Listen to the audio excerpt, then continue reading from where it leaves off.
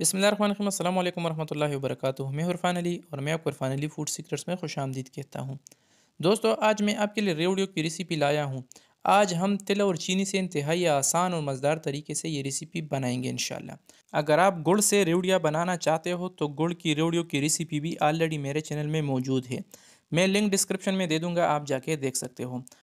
तो चलिए friend, start करते हैं इस मज़ेदार सी वीडियो को। यहाँ पर हमने तिल लिया है 1 कप।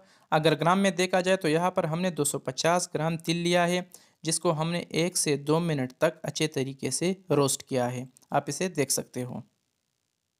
यहाँ पर हमने फ़ैन को चूल्हे पे रख दिया है और इसमें हमने सिर्फ 1 चम्मच घी शामिल किया है। आप घी की जगह 4 से 5 चम्मच सादा पानी भी इसमें शामिल कर सकते हो। तो अब हम इसको मीडियम चूल्हे पे अच्छे तरीके से पिघलाएंगे।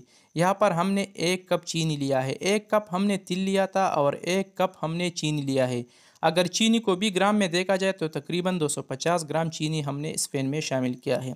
अल्हम्दुलिल्लाह हमारी जो चीनी है ये मेल्ट होना शुरू हो चुकी है, आप इसे देख सकते हो। और ये मुकम्मल तौर पर मेल्ट हो चुकी है। तो इस दौरान अब हम इसमें तकरीबन 1 चम्मच यहाँ पर हम लेमन का रस इसमें शामिल करेंगे। लेमन के रस को भी हमने चीनी में अच्छे तरीके से मिक्स किया है और अब हम इसमें तिल शामिल करेंगे, जिसको पहले हमने रोस्ट किया था। और तिल शामिल करते वक्त चूल्हा बिल्कुल हमने लो किया है और इस लो चूल्हे पे इसको सिर्फ 1 मिनट तक पकाना है। अल्हम्दुलिल्लाह इसको हमने 1 मिनट तक पकाने के बाद चूल्हा बंद किया है और अब हम इसको नीचे उतारेंगे। लेकिन नीचे उतारते वक्त आपने जिस भी बर्तन में इसको बाहर निकालना है तो उसको पहले घी की मदद से या कुकिंग ऑयल की मदद से ग्रीस करना है, ताकि ये इससे फिर आसानी के साथ अलहदा हो जाए।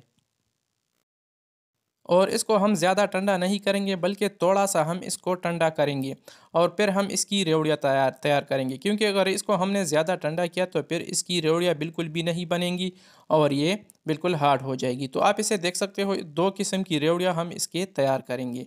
इस दोनों शेप में आपको रेवड़ियों की जो शेप अच्छी लगे तो उसी शेप में आप रेवड़ियाँ तैयार कर सकते हो। रेवड़ियाँ आपने बहुत जल्दी जल्दी इसके तैयार करना है, क्योंकि ये बहुत जल्दी हार्ड हो जाता है। और रेवड़ियाँ बनाते वक्त आप दोस्तों ने हाथों के ऊपर कुकिंग ऑयल या घी लाजमी लगाना है।